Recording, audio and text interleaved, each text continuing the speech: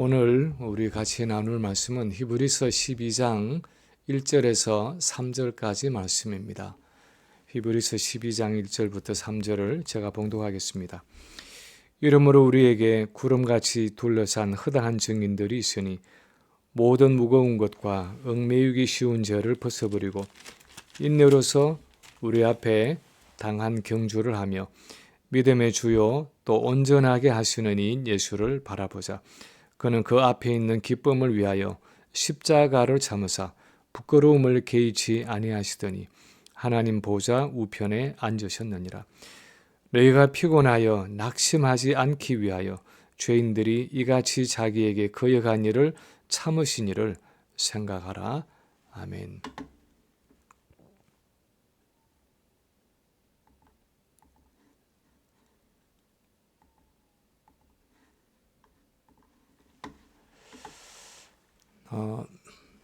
이제 나이가 많아서 현직에서 은퇴하게 된 어떤 마귀가 그동안 자기가 인간들을 유혹하고 넘어뜨리는데 사용하던 무기들을 다 모아서 그라지 세일을 하게 되었습니다.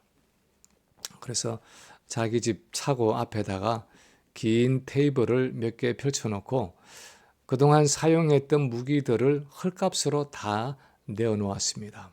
그 가운데는 걱정, 염려, 두려움, 탐욕, 슬픔, 교만, 그가 평생 값지게 효율적으로 사용했던 많은 무기들이 다 세일에 나와 있었습니다. 그런데 보니까 저 테이블 끝에 어떤 낡은 한 무기가 있는데 하도 많이 사용해서 이제는 닳고 닳아서 거의 그냥 가져가라고 해도 가져갈까 말까 한 보잘것없어 보이는 한 무기가 있었습니다. 그런데 뜻밖에도 그 가격이 세일이 아니라 거의 새 물건과 똑같은 가격이 매겨져 있었습니다. 그래서 이게 혹시 실수가 아닐까 생각한 후배 마귀가 그 은퇴하는 늙은 마귀에게 물었습니다. 아니, 이 무기는 그동안 하도 써서 이제는 거의 고물이 된 것 같은데 어째서 가격은 여전히 새 물건처럼 높게 매겨 놓으신 것입니까? 그랬더니 그 은퇴하는 마귀가 그 물건 하더니 빙긋이 웃으면서 이렇게 말했습니다. 그 무기는 내가 이전에 은퇴하는 마귀에게서 산 것인데 그 마귀에게도 그랬고 내게도 그랬고 평생 사용했지만 한 번도 실패해 본 적이 없는 무기일세. 내가 장담하는데 자네가 그 무기를 그 값에 사가도 나중에 은퇴할 때 팔면 여전히 그 값을 받을 수 있을 거야. 그 무기는 언제 어디서 인간들에게 사용해도 10중 8구 먹혀 들어가게 되어 있거든. 후배 마귀가 그 무기에 붙어있는 물건 이름을 보았습니다. 거기에 낙심이라고 적혀 있었습니다. 저는 아주 오래전에 들은 이 예화를 다시 한번 기억에 떠올리면서 그것이 그냥 우스개 유머로 지나가기에는 너무나 뼈가 있는 예화가 아닌가 하는 생각을 하게 되었습니다. 특히 한 해가 저무는 이 마지막 주일을 맞으면서 우리 주변을 돌아보면 얼마나 이 낙심이라는 덫에 걸리기 쉬운 상황이 많은가 하는 생각을 해봅니다. 낙심이라는 말은 마음이 떨어졌다 하는 말이고 피곤하고 지쳐서 이제 더 이상 지속할 의욕이 없다 하는 뜻입니다. 낙심은 용기와 희망과 자신감을 잃어버린 상태입니다.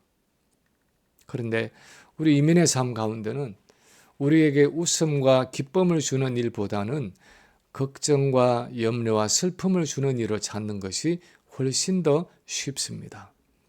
점점 더 나이를 먹어가고 쇠약해지는 나의 건강이나 여러 가지로 힘들어하는 나의 배우자나 학업과 직장과 결혼으로 고민하는 그 자녀들의 모습이나 경제적으로 회복의 기미가 보이지 않는 비즈니스나 직장의 모습, 점점 더 고령화되어 가고 일꾼들을 잃어가는 것 같은 교회들의 모습,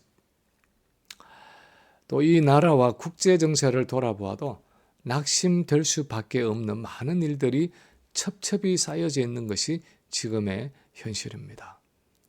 내년 대통령 선거를 앞에 놓고 미국은 한없이 혼동스럽습니다. 2년이 다 되어가는 우크라이나 전쟁은 이제 지칠 대로 지쳐서 러시아에게 유리한 쪽으로 가고 있습니다. 지난 10월에 시작한 이스라엘과 하마스의 전쟁도 이스라엘 편에서 보면 아직도 240명 인질의 절반도 구출하지 못했고, 하마스 쪽에서 보면 수많은 팔레스타인 민간인들이 죽어가고 있습니다. 그래서 멀리든 가까이든 우리 주변을 돌아보면 이런저런 생각들로 나도 모르게 점점 더 활기를 잃고 정체된 가운데서 의기소침한 가운데 주저앉아 있을 수 있습니다. 이런 낙심은 남자나 여자나 노인이나 젊은이나 가난한 사람이나 부자나 배운 사람이나 배우지 않은 사람이나 누구에게나 찾아올 수 있는 신앙의 위기라고 말할 수 있습니다. 이런 영적 위기에 직면해 있는 성도들을 향해서 너희가 피곤하여 낙심하지 않기 위하여 라고 하면서 오늘 본문은 우리에게 몇 가지 명심해야 할 사항을 가르치고 있습니다. 첫째는 모든 무거운 것과 얽매이기 쉬운 죄를 벗어버리라 하는 것입니다. 모든 무거운 것과 얽매이기 쉬운 죄를 벗어버리라는 것입니다. 믿음의 경주에 피곤하여 낙심하지 않기 위해서 우리가 첫 번째로 해야 하는 것은 우리 믿음의 걸음을 약하게 하는 그 영적인 장애물을 찾는 것입니다. 내가 왜 영적으로 연약하게 되는지, 왜 마음에 낙심하게 되는지 그 근본적인 원인을 찾아서 제거해야 한다는 것입니다. 오늘 본문은 이 영적인 장애물을 두 가지로 분류하고 있습니다. 첫 번째는 모든 무거운 것이라고 표현하고 있습니다. 이것은 장거리 마라톤에서 내 몸을 무겁게 하는 모든 것을 의미합니다. 어쩌면 100m 단거리를 달릴 때는 웬만큼 무게가 나가는 물건은 별로 장애가 되지 않을 수 있습니다. 그렇지만 42km가 넘는 긴 마라톤을 하는 선수는 시계도 벗고 목걸이도 벗고 긴 바지, 긴 팔옷을 다 벗어야 합니다.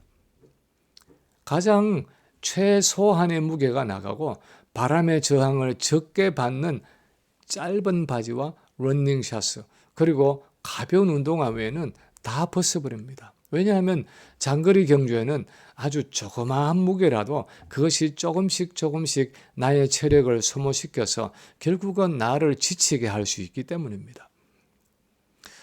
한 5년 전에 중국에서 어떤 마라톤 대회가 열렸는데 중국 여자 선수와 이디오피아 선수가 선두를 놓고 접전을 벌이고 있었습니다.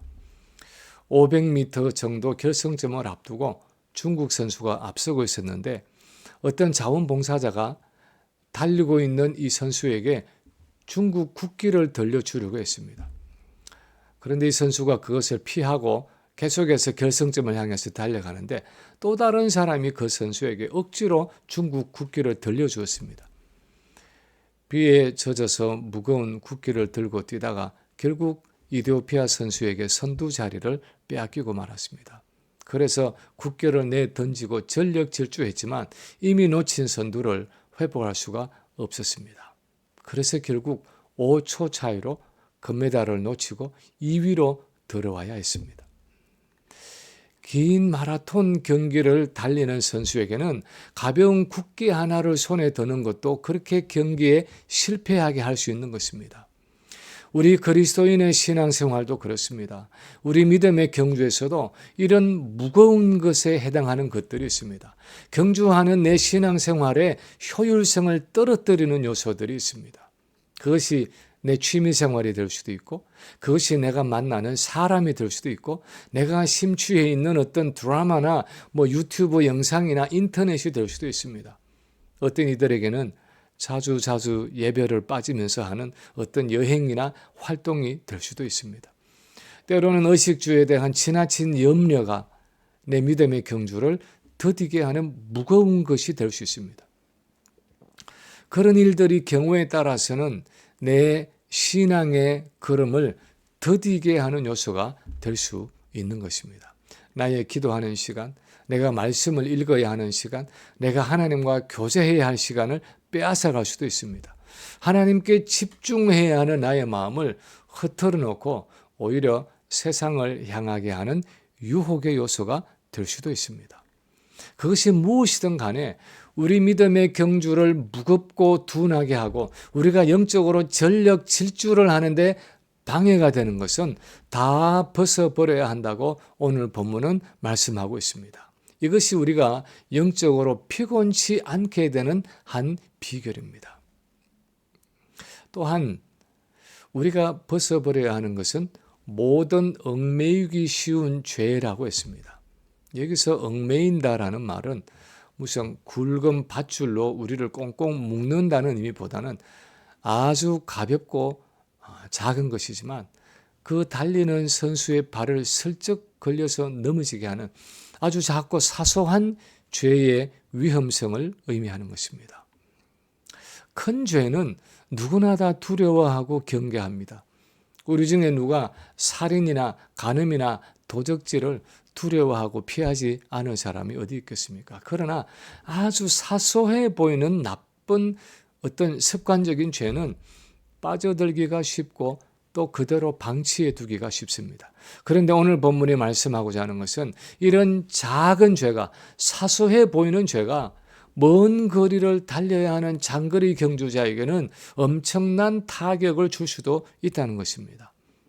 마치 운동화 속에 들어간 아주 작은 모래알 하나도 42km를 걷는 마라톤 선수의 발바닥을 끊임없이 반복해서 자극할 때는 마침내 그 발을 절뚝거리게 하는 요소가 될 수 있듯이 우리 삶 속에 반복되고 또 반복되는 습관적인 작은 죄가 급기야는 우리를 영적으로 완전히 침몰시킬 수가 있다는 것입니다.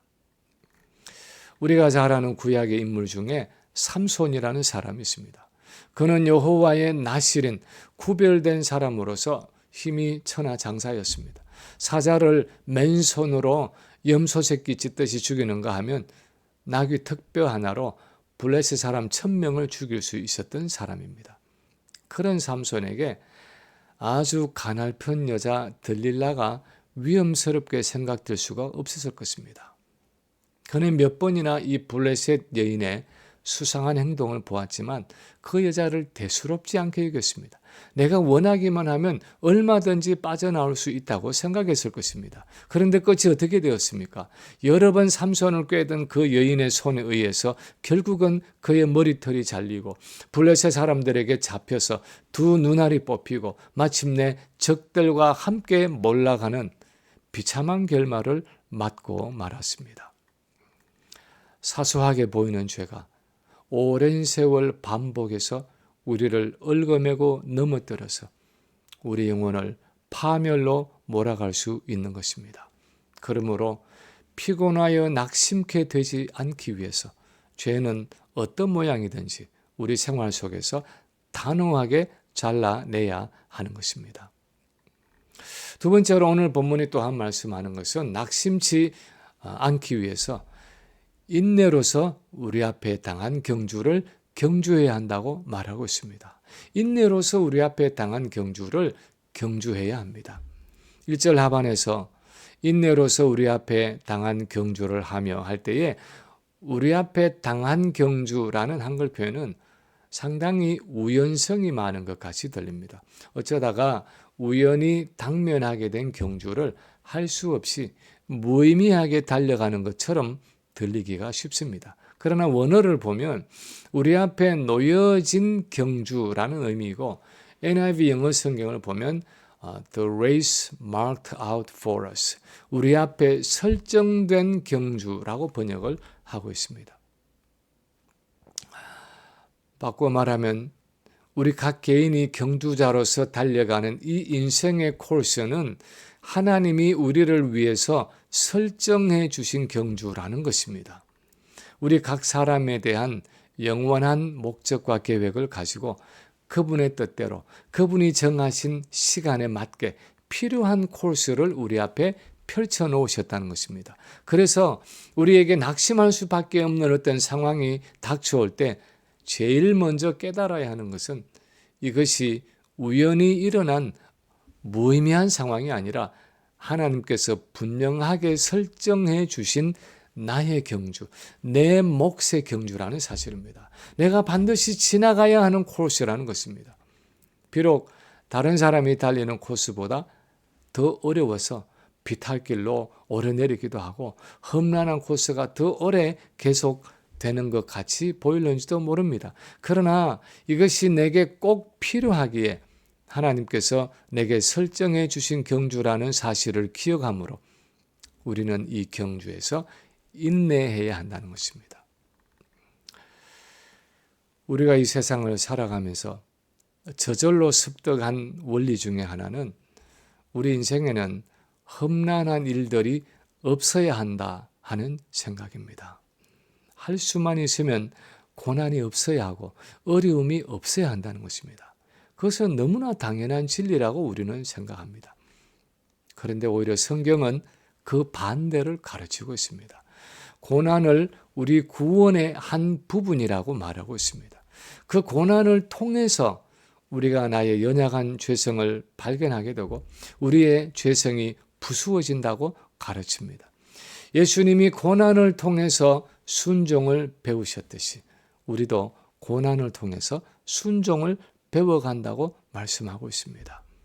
그래서 로마서 8장 17절에서는 자녀이면 또한 상속자 곧 하나님의 상속자요 그리스도와 함께한 상속자니 우리가 그와 함께 영광을 받기 위하여 고난도 함께 받아야 할 것이니라 하고 말씀하고 있습니다.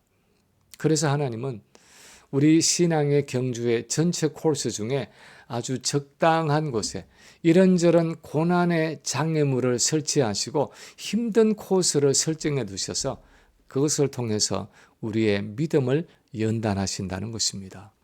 몸의 질병을 통해서, 어려운 배우자를 통해서, 또는 자녀를 통해서, 직장 동료들을 통해서, 심지어는 교회의 성도들을 통해서도 그 일을 하십니다.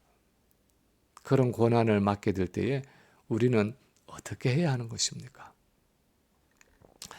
1643년에 영국에서 열렸던 웨스트민스터 총회에 스코틀랜드 장로교회의 대표로 참석했던 세뮤얼 러터포드라는 분이 있는데 그분은 말할 수 없는 고난 가운데 망치와 줄과 용광로의 하나님이라는 글을 썼습니다. 망치와 줄과 용광로로 인해서 하나님을 찬양합니다 라고 썼습니다. 그 말의 의미는 하나님께서는 그분이 사랑하시는 한 성도를 성도답게 만들기 위해서 여러 가지 사람들과 사건들을 사용하시는데 때로는 못을 때리는 망치와 같이 때로는 쇠를 갈아내는 줄과 같이 때로는 모든 금속을 녹이는 용광로 같이 우리에게 필요한 시험과 시련을 주신다는 것입니다. 이 러터포드의 말에 대해서 A.W. 토우즈는 이렇게 쓰고 있습니다. 러터포드는 어떻게 망치와 줄과 용광로로 인해서 하나님을 찬양해야 한다는 것을 깨달았을까? 다시 말하면 어떻게 그 극심한 고난 속에서 하나님을 찬양할 수 있었을까 하는 의미입니다. 토우즈는 계속 이어서 말합니다. 그 대답은 단순하다. 그는 망치의 주인을 사랑하였고 그 줄을 사용하는 주인을 흠모했으며 자기 자녀의 영원한 축복을 위하여 용광로에 불을 떼는 그 주님을 경배했기 때문이다. 그래서 그는 그 망치의 세찬 내리침이 더 이상 아픔이 되지 않는 것을 느꼈고 그는 줄이 깎아내는 것을 실제로 기뻐할 수 있을 때까지 줄을 참았으며 자연스러운 습관이 될 때까지 오랫동안 용광로 안에서 하나님과 함께 걸었다. 다시 말해서 러더포드는 믿음의 경주 가운데 주어지는 시험과 시련 가운데서도 그것을 주시는 주인인 하나님을 사랑하고 그분을 전적으로 신뢰했기 때문에 그 어떤 고난과 고통과 연단 가운데서도 끝까지 참고 인내하며 하나님을 예배할 수 있었다는 것입니다. 그렇습니다. 우리가 어떤 환경 가운데서도 여전히 인내할 수 있는 것은, 여전히 낙심하지 않는 것은 그 모든 것의 주인이 되시는 하나님, 우리를 사랑하셔서 아들을 아끼지 않고 주신 그 하나님께서 모든 것을 합력해서 선을 이루실 줄로 믿고 여전히 그분을 사랑하고 신뢰하기 때문입니다. 그 사랑과 신뢰가 있을 때 우리는 낙심에서 벗어날 수 있다는 것입니다. 세 번째로 우리가 낙심치 않는 경주를 하기 위해서는 우리 믿음의 주인이신 예수 그리스도를 바라보아야 한다는 것입니다. 우리 믿음의 주인이 되시는 예수 그리스도를 바라보아야 한다는 것입니다. 사람이 무엇을 바라보느냐 하는 것은 참으로 중요합니다. 그 눈이 바라보는 대상에 따라서 그 마음의 상태가 완전히 달라질 수 있기 때문입니다. 우리 눈이 무엇에 고정되어 있느냐에 따라서 우리 믿음의 경주의 인내로서 승리할 수도 있고 피곤하여 낙심케 될 수도 있기 때문입니다. 우리 눈이 나의 환경에 가서 고정되어 있다면 우리는 언젠가 그 환경의 지배를 받고야 말 것입니다. 우리 눈이 항상 나 자신에게 고정되어 있다면 언젠가 나 자신의 무능함과 죄악됨에 실망하고야 말 것입니다. 우리 눈이 내가 믿는 어떤 사람에게 고정되어 있다면 그 사람이 나를 버리거나 내게 등을 돌릴 때 나도 낙심과 절망에 떨어지고 말 것입니다. 그래서 오늘 본문은 믿음의 주요 또 온전케 하시는 이인 예수를 바라보자 하고 말씀하고 있습니다. 사실은 몇 번 바라보는 정도가 아니라 눈을 움직이지 말고 고정시키자 하는 의미입니다. 그래서 영어 성경을 보면 Let us fix our eyes on Jesus. fix라는 단어를 쓰고 있습니다. 믿음의 주요 하는 이 의미는 이 믿음의 경주를 시작하게 하시니라는 의미입니다. 온전케 하시는 이라는 말은 이 믿음의 경주를 마치게 하시는 이라는 의미입니다. 그래서 이 말은 우리 믿음의 경주를 시작하게 하신 분도 주님이시고 이 경주를 마치게 하시는 분도 주님이시기 때문에 그리고 이 경계 과정에 필요한 모든 것을 공급해 주시는 분이 주님이시기 때문에 누가 뭐래도 그 어떤 상황에서도 우리는 눈을 주님께만 고정시켜야 한다는 것입니다. 2절과 3절은 우리가 바라보아야 하는 예수 그리스도에 대해서 좀 더 구체적으로 설명하고 있습니다. 2절에 보면 그분은 그 앞에 있는 기쁨을 위하여 십자가를 참으사 부끄러움을 개의치 아니하시더니 하나님 보좌 우편에 앉으셨다고 했습니다. 3절에 보면 그분은 죄인이 이렇게 자기에게 거역한 것을 참으셨다고 했습니다. 그래서 본문이 예수 그리스도에 대해서 강조하고 있는 내용은 그분은 죄인들이 자기를 거역하고 조롱하고 모욕하고 십자가에 못 박기까지 고난을 당하셨지만 잘 참으셨다는 것입니다. 끝까지 잘 참으셨다는 것입니다. 그래서 마침내 영광의 보좌에 앉으셨다는 것입니다. 우리 신앙생활에 잘 참는다는 것이 얼마나 중요한지 모릅니다. 그것은 하나님에 대한 신뢰의 표현이고 하나님에 대한 사랑의 표현입니다. 요셉은 억울하게 형들의 손에 잡혀서 애굽의 노예로 팔려가고 억울하게 누명을 쓰고 감옥에 갇혔지만 잘 참았습니다. 하나님을 신뢰함으로 참았습니다. 아브라함은 약속하신 아들을 얻기까지 25년이라는 긴 세월이 흘렀지만 하나님의 약속을 신뢰함으로 잘 참았습니다. 다윗은 왕으로 기름 부음을 받고 중간에 얼마든지 사울을 처치할 수 있는 기회가 있었지만 유다와 베냐민 지파의 왕이 되기까지 15년, 이스라엘 전체의 왕이 되기까지 22년을 참고 기다렸습니다. 그런데 아마도 가장 잘 참으신 분은 오늘 본문이 말씀하는 예수님 자신일 것입니다. 본문에 있는 것처럼 죄인들이 얼마나 그를 거역했습니까? 3년의 공성회를 통해서 수많은 사람들이 그를 배척하고 비방하고 억울한 누명을 씌웠습니다. 얼마나 할 말이 많았겠습니까? 그래도 빌라도의 법정에 서서 한마디도 자기를 변호하지 않았습니다. 그분은 십자가에 못 박혔어도 자기에게 침뱉고 조롱하고 채찍질하고 자기를 못 박은 그 군병들을 향해서 욕하거나 원망하기는커녕 아버지, 저들의 죄를 사하여 주옵소서, 저들이 하는 것을 알지 못함이니이다 하고 그들의 거역을 참으실 뿐 아니라 오히려 그들을 용서해 주시도록 간구하셨습니다. 죄에 빠진 피조물을 구원하기 위해서 사람의 몸을 입고 오신 그 창조주 하나님을 침뱉고 조롱하고 채찍질하고 십자가에 못 박는 그 무지몽매한 죄인들을 향해서 그토록 오래 참으시고 도살장에 끌려가는 소처럼 침묵하시고 오히려 그들을 위해서 기도해 주신 그 예수님의 인내를 생각하면 우리에게 주어지는 그 어떤 상황도 참지 못할 상황이 없다는 것입니다. 우리가 이런 예수님께 우리의 눈을 고정시킨다면, 이 예수 그리스도의 인내를 깊이 묵상한다면 우리의 어떤 낙심되는 상황에서도 인내할 수 있다는 것입니다. 그 주님을 바라볼 때 주님이 우리를 위로하시고 우리에게 힘주시고 우리를 새롭게 하신다는 것입니다. 우리가 부르는 찬송가 549장 내 주여 뜻대로 하는 그 찬송가의 작사자인 벤자민 슈몰크라는 목사님은 1600년대 독일의 천주교와 개신교 사이에 30년 전쟁이 가장 치열했던 실레리아라는 곳에서 목회를 하고 있었습니다.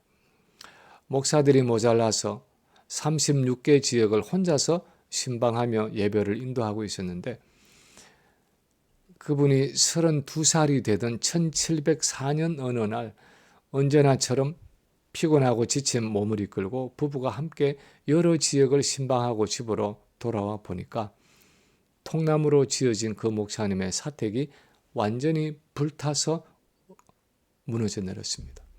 그런데 더욱 비극적인 것은 그 안에서 엄마 아빠를 기다리고 있던 두 어린 아들이 서로 부둥켜 안은 채로 잿더미 속에 타 죽어 있는 것을 발견하게 되었습니다. 슈몰크 목사님과 그 사모님은 두 아들의 시체를 앞에 놓고 하염없이 울고 또 울었습니다. 그런데 그런 절망적인 상황에서도 이 목사님은 낙심하지 않고 주님을 바라보았습니다. 주님을 바라보면서 이렇게 기도했습니다. 내 주여 뜻대로 행하시옵소서. 내 온몸과 영혼을 다 주께 드리니 이 세상 고락간 주 인도하시고 날 주관하셔서 뜻대로 하소서. 내 주여 뜻대로 행하시옵소서. 큰 근심 중에도 낙심케 마소서. 주님도 때로는 울기도 하셨네. 날 주관하셔서 뜻대로 하소서. 내 주여 뜻대로 행하시옵소서. 내 모든 일들을 다 주께 맡기고 저 천성 향하여 고요히 가리니 살든지 죽든지 뜻대로 하소서. 이 기도가 우리가 부르는 찬송가의 가사입니다. 여러분에게 낙심되는 상황이 있습니까? 그것이 개인의 일이든 가정의 일이든 직장의 일이든 교회의 일이든 환경을 바라보지 말고 사람을 바라보지 말고 주님을 바라볼 수 있기를 바랍니다. 우리 믿음의 주요 온전케 하시는 이인 예수를 바라보고 그분께 그 모든 일을 가져갈 수 있기를 바랍니다. 그때 주님이 우리를 위로해 주실 것입니다. 그분의 평안을 우리에게 주실 것입니다. 우리에게 필요한 것을 그분이 공급해 주실 것입니다. 이제 우리 함께 찬송가 549장 내 주여 뜻대로 행하시옵소서. 함께 찬송하고 잠시 기도하는 시간을 가지겠습니다.